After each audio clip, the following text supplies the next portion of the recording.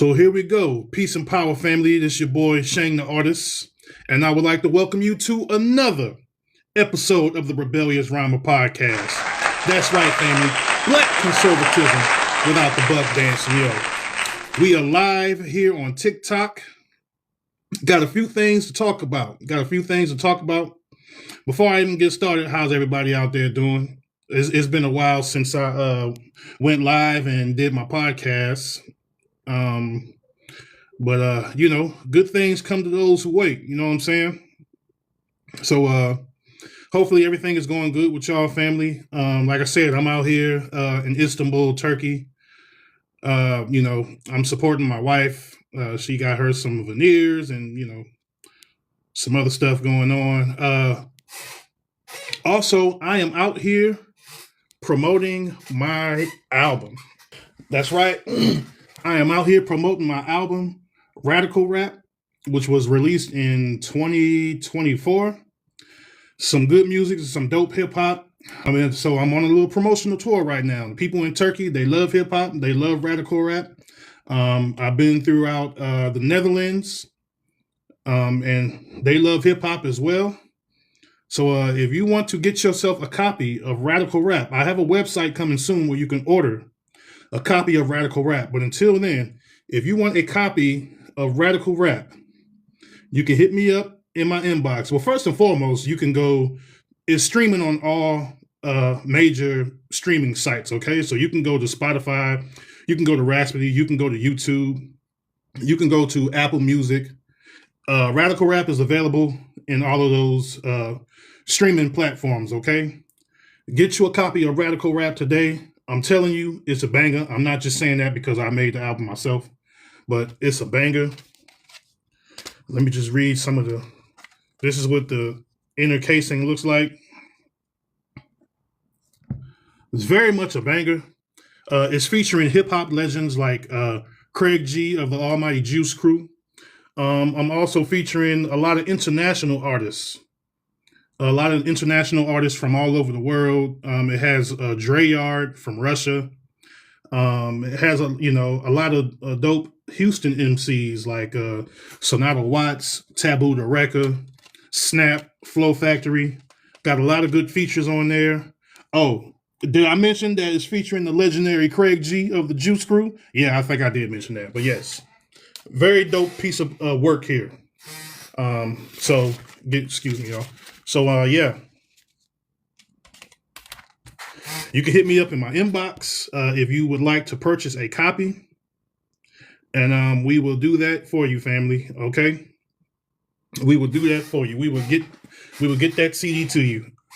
If you want to, get it personally from me. If not, you can just go to those streaming websites, all major streaming platforms, and you can get yourself a copy of Radical Rap. Okay. Yeah, man, a lot of interesting things have been going on while I'm out here in Turkey. Yeah, man. So how do y'all feel about this whole Afroman case, man? To me, I'm celebrating. It's a celebratory thing to me. I'm really digging the fact that another brother has quote unquote stuck it to the man. You know what I'm saying?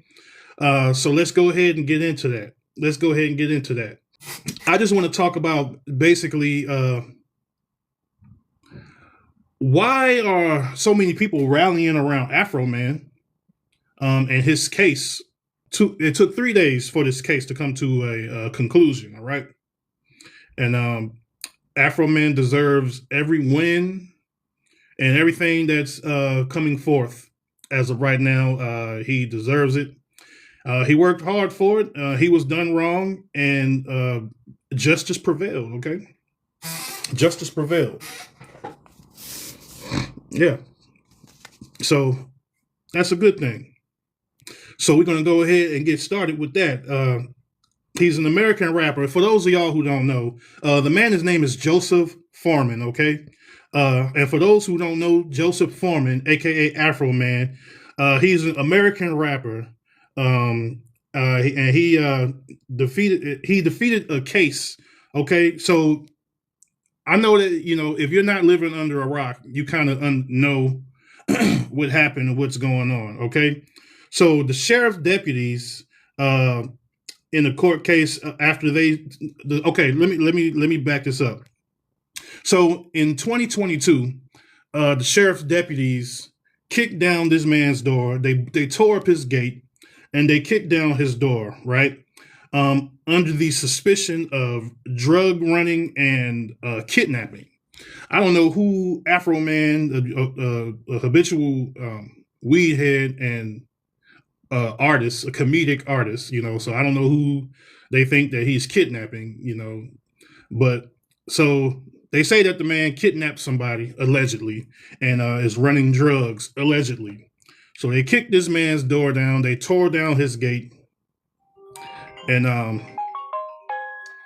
yeah, and so they didn't find nothing. Of course, they found absolutely nothing in this man's house. Um, so after that whole fiasco of them kicking his door down and tearing up his gate and all of this, and they found nothing.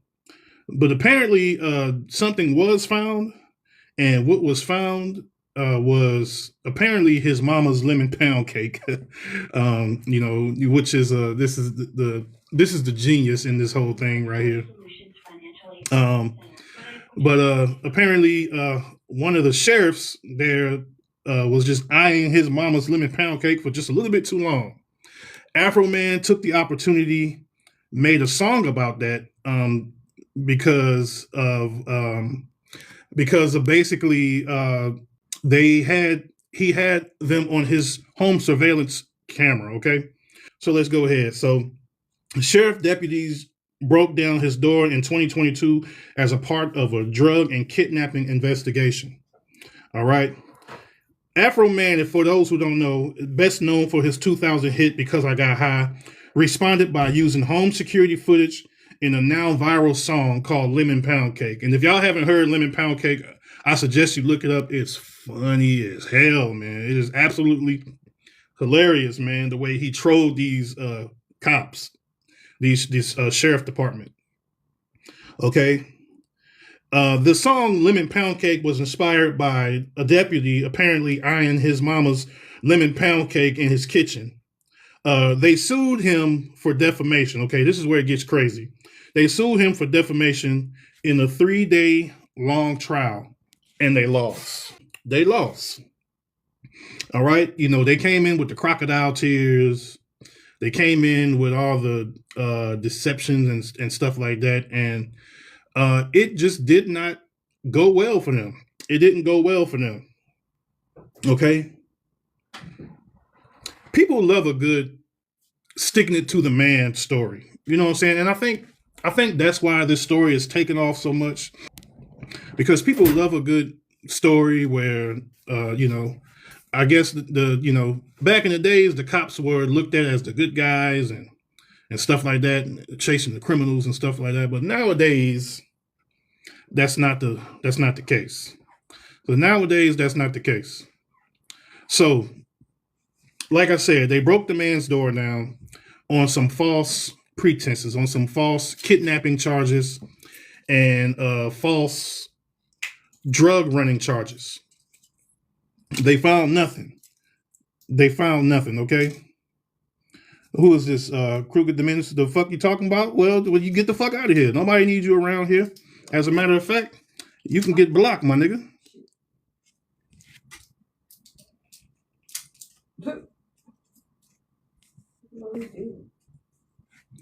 And that's simple as that. Yeah, but anyways,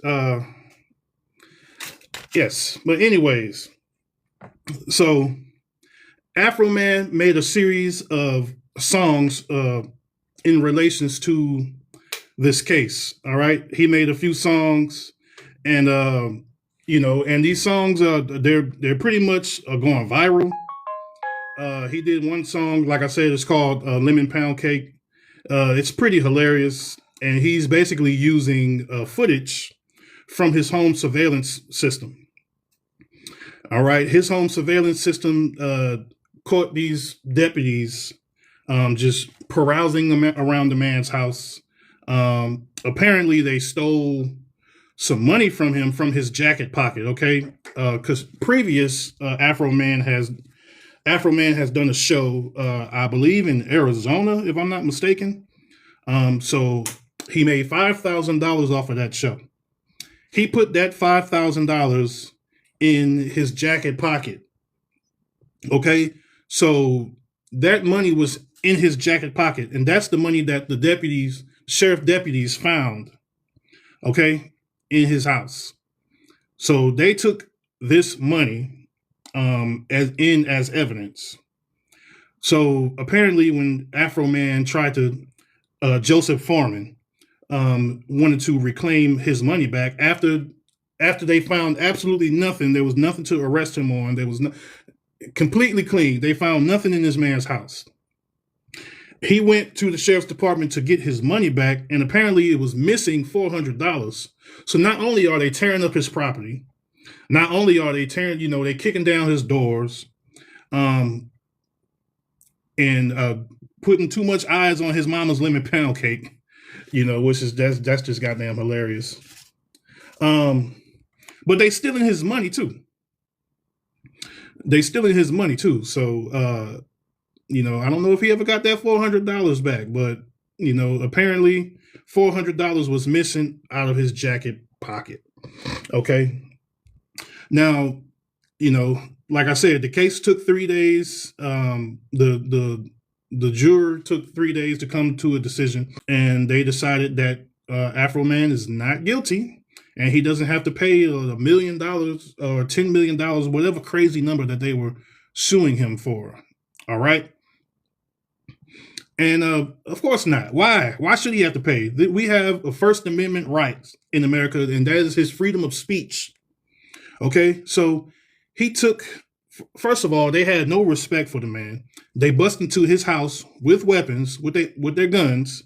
His children was in there, and stuff like that. So they didn't think about his safety at all. And so now they want to backdoor and make it seem like they're the victims when they're the ones that they shouldn't have been in his house. They shouldn't have been on his surveillance cameras looking at the pound cake and all of that stuff. They just shouldn't have been there. They should not have been there. So whatever comes of it, the police, they're claiming that they're getting threats, and people are threatening them over online, and they're sending pound cakes to their house and stuff like that, just basically trolling. And, so they're putting on a show, they're putting on the crocodile tears over this whole situation. And it just didn't work. The jury didn't fall for it. The judge didn't fall for it. They found Afroman not guilty. And the justice system actually worked in his favor for this time. So, good for him. Good for him.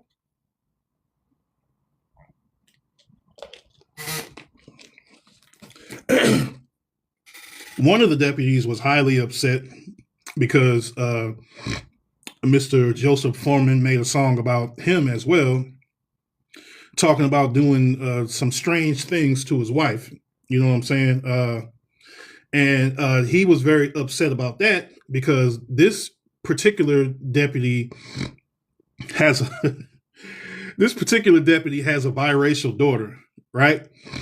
So his biracial daughter has been getting poked fun of in school. So his daughter came home and asked, is Afroman my daddy? Because the kids at school are making fun of me because Afroman said that he smashed my mom. Which is that's hilarious within itself. But is it something that should be traumatizing and enough to try to sue a man for millions of dollars for? No, it's not. And the judge and jury saw that way as well. So no, it's not. It wasn't worth all of that. But it's funny though. All they did was gave Afroman fuel.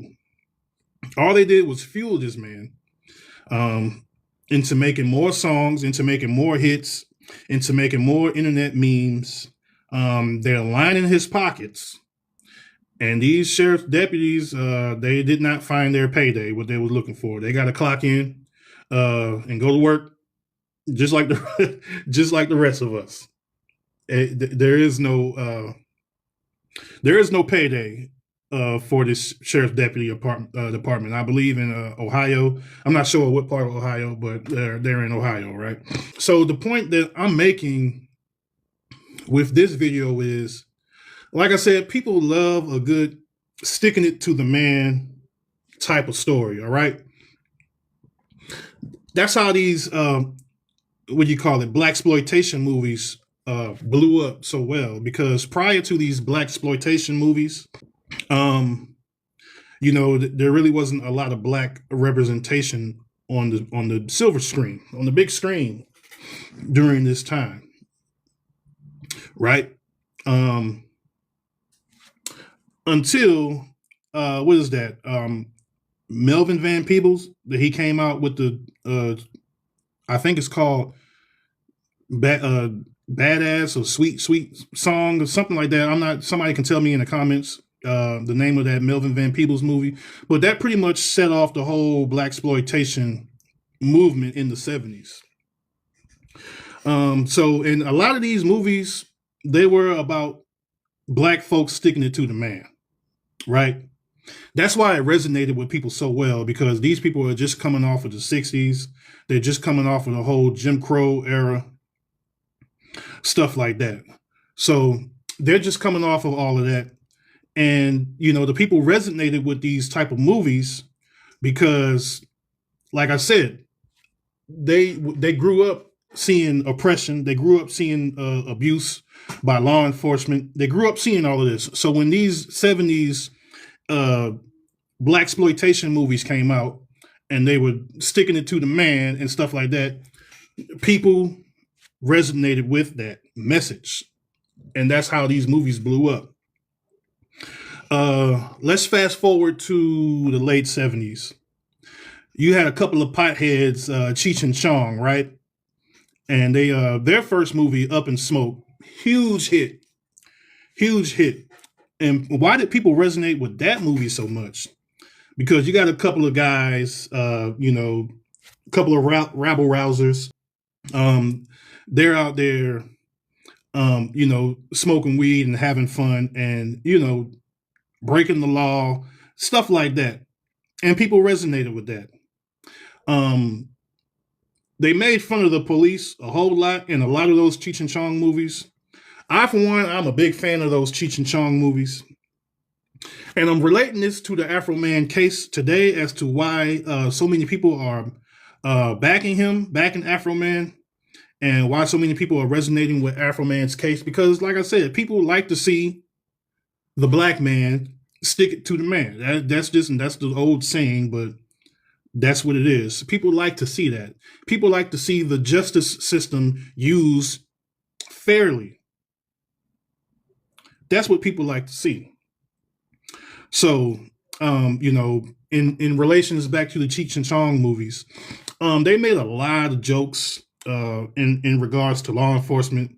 They made fun of law enforcement, embarrassed law enforcement, stuff like that, right? You got jokes. One of my favorite ones was when the police when Cheech and Chong hijacked the police station and got on their radio, and the guy was like, hard hat coming in, hard hat, and they was like, lard ass, and he's like, no, hard hat, god damn it, no, lard ass. So they made fun of the police, these dopers, these potheads, right, over here embarrassing the police and sticking it to the man.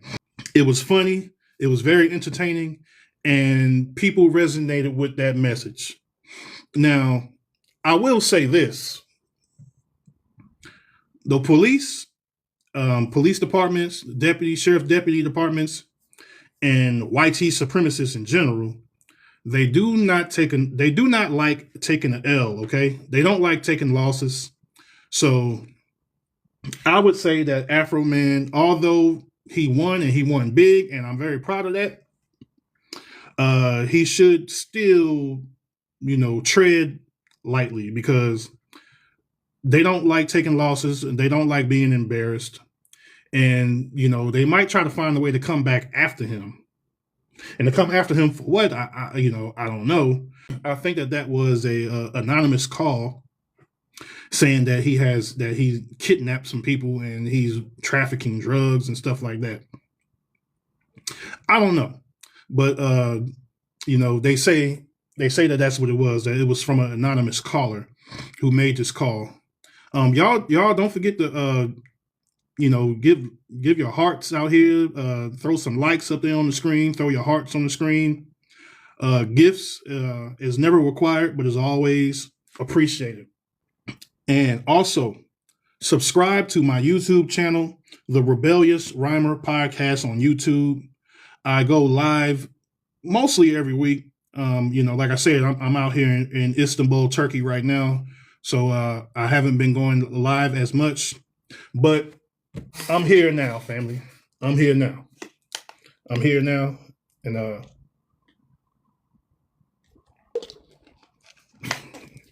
I have been enjoying Turkey. I'm not gonna lie. It kind of started off kind of strange. We seen some things that was a little weird. The people didn't seem as friendly at first, but then they kind of warmed up. We warmed up to them, and they warmed up to us. But now we realized that Turkey is some of the coolest people that I've ever met. To be totally honest with you. But yeah, back to what I was saying. Afroman should tread a little carefully because going back to these Cheech and Chong movies, right, which are some of my favorite pieces of cinema. They spent decades making movies, making fun of police, doing, smoking weed and stuff like that, and everything anti-police, right? Thomas Chong from Cheech and Chong, they came back and they circled their wagons and came back decades later and got him. And I think a lot of that was due to the fact that he spent decades making fun of police. So when they found an opportunity to get Thomas Chong, they did. Apparently he had like some website or something where he was selling marijuana paraphernalia, things like pipes and bongs and grinders and stuff like that. And they popped him for that, man. They popped him for that. They found a reason. And, people sell that these days. People sell that really nearly like it's nothing. Everywhere I go, I live in Houston, Texas, and everywhere I go, they got smoke shops where they selling paraphernalia and stuff like that. So I'm still trying to understand how Thomas Chong got locked up for that, but he did. And he did a few years in prison for that.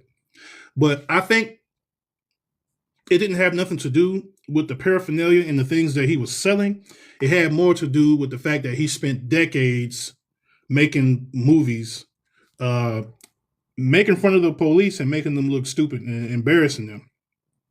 So that's what I'm saying. Like Afroman, I don't want this to come back around and haunt him years later. So just be on his P's, just be on your P's and Q's. You know what I'm saying? That's all I'm saying. Just be on your P's and Q's. Like I said, people love a good sticking it to the man story.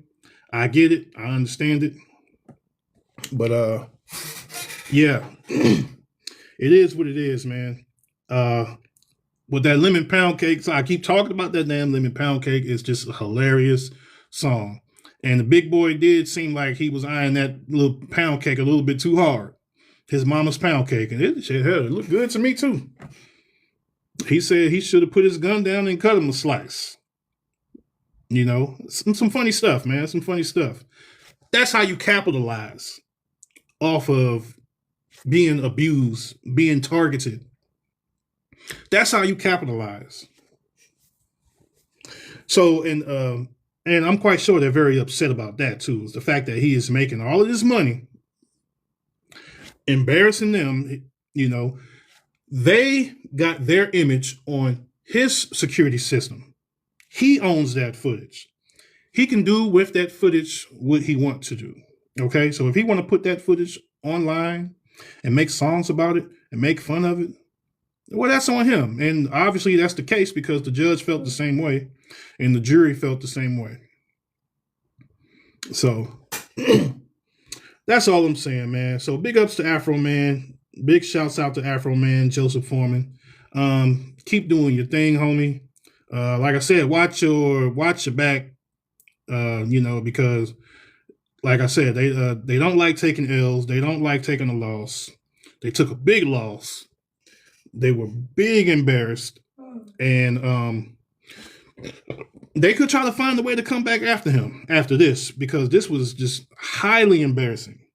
So they could find a way to come back after him for this, the same way they came after Thomas Chong decades later after all of these Cheech and Chong movies. So yeah, and that's that, man. So like I said, but that's a win. That's not only is that a win for Afroman, but I think that's a win for the American justice system and for the American people, period. And definitely for Black people, Black Americans, foundational Black Americans. That's definitely a win for us, okay? That's definitely a win for us. I see why people were celebrating. They should, because they had no business breaking into this man's house. They didn't want to repair his gate. They didn't want to give him his money back. They didn't want to repair his door. They were unapologetic about how they handled the situation. They were loud, they were aggressive, and they were wrong. So Afroman was aggressive in a positive way. He could have got ignorant. He could have got loud and belligerent. But no, he took that bad situation and he made light of it, made money off of it. And in the words of Afroman, he took lemons and he made lemon pound cake, baby. And you can't complain about that. That's a smart move. That's good business on his behalf. That's good business on behalf. So yeah, big ups to Afroman. Good job, Afroman. But yeah, so everybody keep your eyes out on this case. Support Afroman. Because I think that his movement is going to do nothing but grow after this. And I'm interested to see where this goes. Because I don't think that the sheriff's department is done. Afroman doesn't plan on moving or leaving town. He's going to stay right where he's at. So that was a major loss. So we'll see what happens. Like I said, he just needs to be careful, do your thing, keep fighting a good fight. But like I said, they circled back and came and got Thomas Chong decades later and threw him in prison. So be on your P's and Q's, Afroman. Yeah, but anyway, that has been another episode of the Rebellious Rhymer Podcast family. Black conservatism without the buck dancing. And remember, the revolution starts with you. All right? Peace.